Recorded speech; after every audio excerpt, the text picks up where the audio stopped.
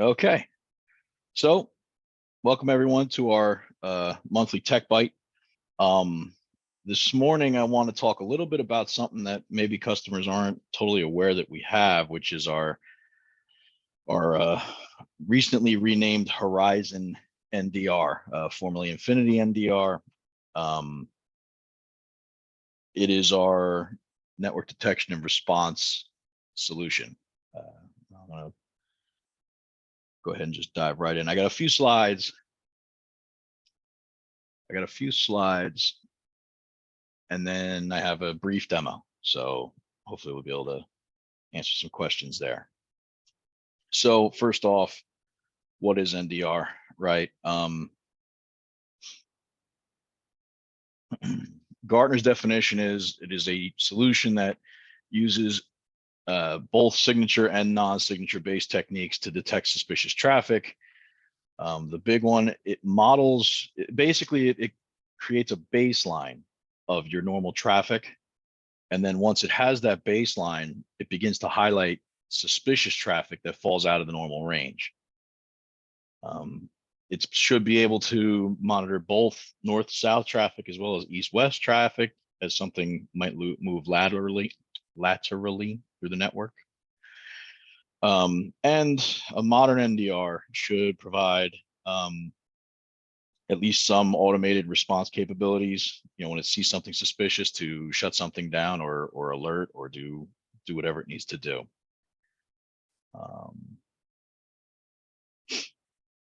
At a super high level, this is kind of what it looks like. We have what we call a sensor, which is usually it's either a virtual or physical appliance, depending on where it's going and what the need is. It answers up to the NDR intelligence on the cloud there. And as you can see, there's a wide variety of engines at the top. No, it's not just those that are interpreting the data that it finds. So there we go. So here's the basic loop, we call it, or how NDR really works, right? We have our sensors, again, some device, some appliance, some virtual machine that we deploy.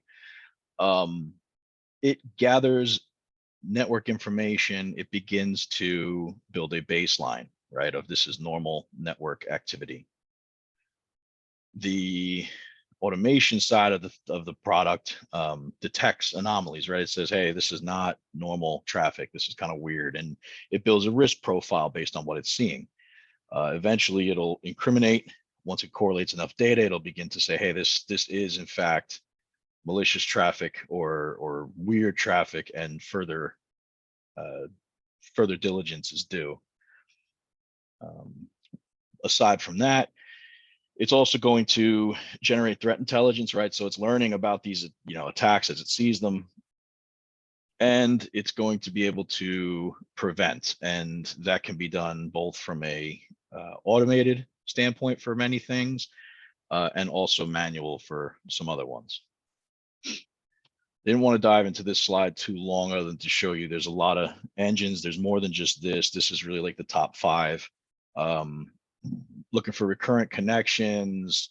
We see 1,000 connections from one machine that might be strange. Geo anomalies, big one.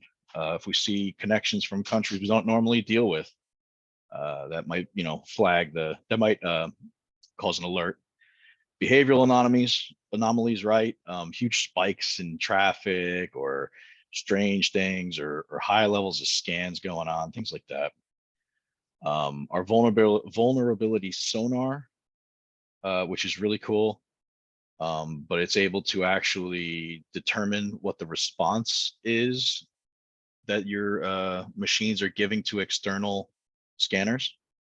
We'll actually dive into that a little more in the demo. And then user anomalies, right? Because we got to watch our users, especially escalation of privilege attacks, things like that. Real quick, here's a screenshot of the overview. You see it's very information rich. I don't want to spend too much time here because we're going to see it in the demo in just a moment. Again, from there, we can drill down and get a wide variety of information from our logs and our correlation. Again, zoomed in a little bit there. As you can see, each log has a very rich amount of information on why this has been flagged and what it's seeing, and descriptions of the attack and what action was taken, so on and so forth. Just wanted to show that this is kind of the AI's loop, and to make sure we kind of keep the false positives to a minimum. We look at a variety of things, right? Recurrence across the sector of your business, across your local geo area, existence among our other checkpoint customers, the recurrence of this issue, and then also our threat cloud reputation. And so, as you see, very few things actually become indicators, because by the time we look through it, we've figured out that, hey, this is not what we initially thought it was, right? Or that we thought it was suspicious, and we did more inspection and figured out that it is not an issue. Just to kind of give you an idea what we've been seeing with it, we've come up with approximately 500 new indicators per week. 20%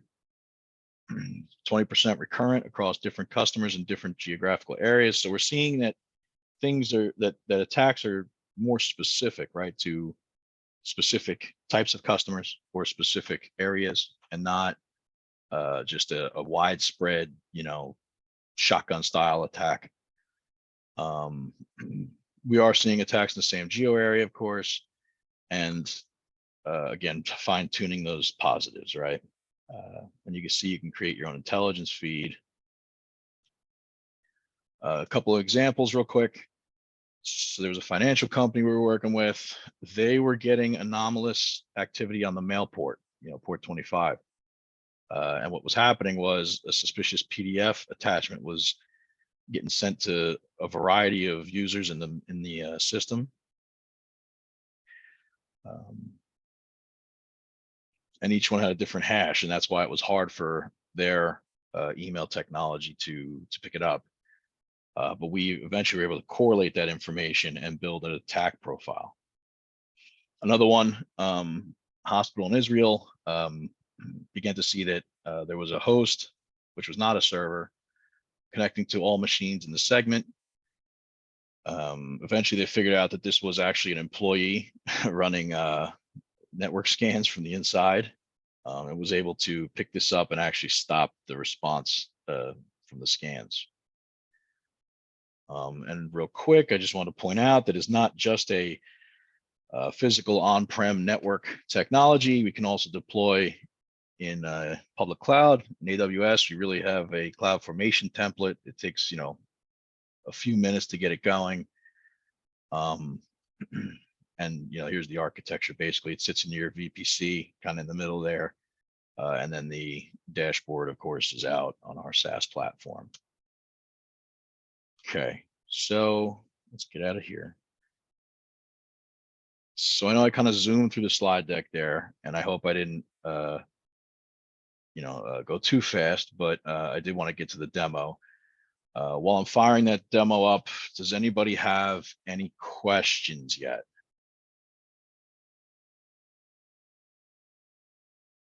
I want to keep an eye on the chat and also on the Q&A.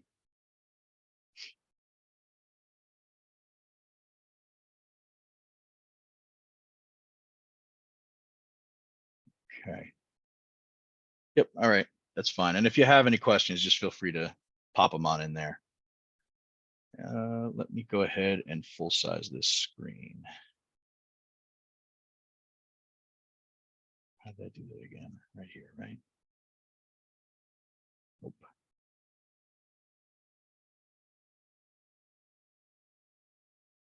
There we go. Okay. So here is the management for the Horizon NDR. This is our dashboard we come to as an admin to see what's going on.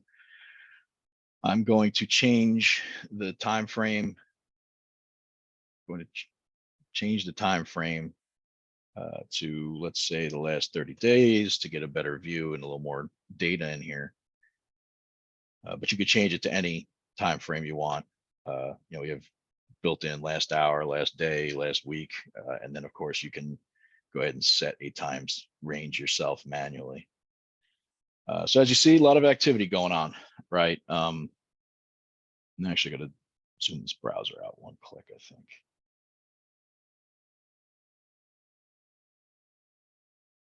It's a little better.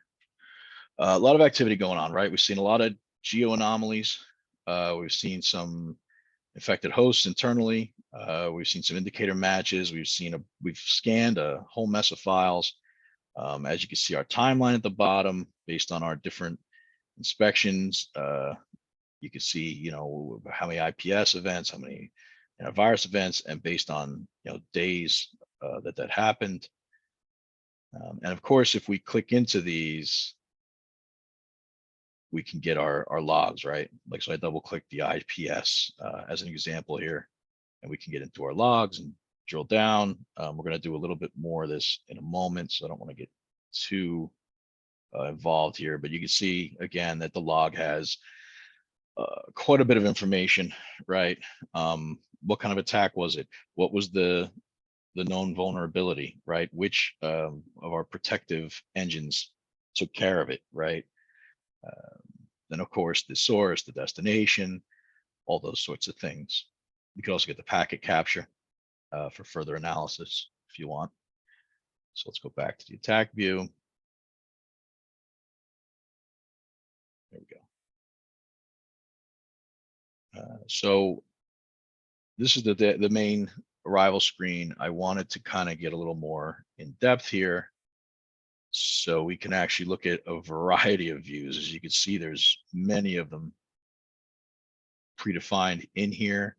You can also make your own views depending on what you need to see. And so here I got all traffic in the last 24 hours. We'll just stick with that. And as you see, there's a new summary, right? How many infected hosts, what kind of attacks we've seen, how many sensors we're using. We have 2 sensors in this environment. Which of the checkpoint engines caught what, right? Some of the top attacks that we've seen the most logs of. So you see, and then even over here, high risk applications, which this is kind of cool. You can see like the apps that we're seeing and the most risky ones. And actually, again, if you double click on one of them, like I clicked on this SIP vicious, you'll see how much traffic went through, when are the highest usages of it, so on and so forth. And if you double clicked any of those bars in that log view at the bottom, it would bring you again to those logs. So some of the cooler stuff in here that I wanted to show you was the vulnerability sonar, which we mentioned real quick in the slide deck. This is our ability to look at what kind of scans and what kind of exploit type attempts we're seeing, and to determine what are we actually vulnerable to, which is really some neat stuff. So you see, we've been scanned by quite a few different specific types of scans or attacks, if you want to call them. And if we go ahead and double click one of them, it'll bring you in and show you the logs and the actions that were taken, and you can drill down into any one of these logs and see the same level of detail that we saw previously. The other one I want to do is I wanted to show you the threat topology, right? So we actually have the ability to graphically show this. And what you end up doing in here is kind of drilling down and filtering out some things, right? But the idea here is that we have our map, and we can actually see, like, here's our honeypot, the machine that we put up to attack, and like there was a million scans here, right? We see all these different scans, and it could tell you different places where they come from and everything. And for example, we had a malicious user here, and if we click on that malicious user, we instantly get all the attack logs related to that malicious user and the action that was taken. In this case, they were prevented. So that's pretty good stuff. The other thing I'll show you is that you can flip this a little bit to do a domain or not, like a country level view, and see who has been attacking from what direction. As you see, it's been scanned by quite a few different areas geographically. And then last but not least, I wanted to show the activity map. So you can actually see in here it comes, you can actually see in here when does this happen? Like when is the most common time for these scans? And as you can see, they seem to happen 11 a.m. and 5 p.m. and again overnight and early in the morning, right? So you can, and then again, you can see how many connections were made and how much traffic. And again, if you click on it, it drills down into more logs. I think those were the main things I wanted to show you. There's a whole mess of views in here. It's taking a second because I clicked on one with a lot of logs. There's a lot of views in here that you can look at to see different information, and there's even like attack views that focus solely on specific attacks. Definitely a lot of different things, but the idea is that you can now use this device to pick up on both north-south attacks and east-west attacks. And also you can add some automation to do, well, it has the automation, I should say, to act on that attack information. Okay, so I got a question. I got a question about reporting, and I really wish I didn't click that long one. Let that load in the back. So reporting, great question. There's a couple things. First off, these threat topologies and things like that can actually be exported. And it's actually exported to like an HTML document, which gives you like the same feel as this dashboard, right? You can click on things and learn more. So you just click export. So that's that. And then there's also the reports based in here where we can schedule reports. We can see reports that already happened, right? We can actually download ones that we did in the past. There was one done yesterday that we can go ahead and download if we wish. And again, we can also schedule one for whenever we want to do it. You could even have a recurring one, right? Let's say a weekly report that runs every Wednesday. Says there's a lot of reporting capability and also customization that can be done on reports. Good question.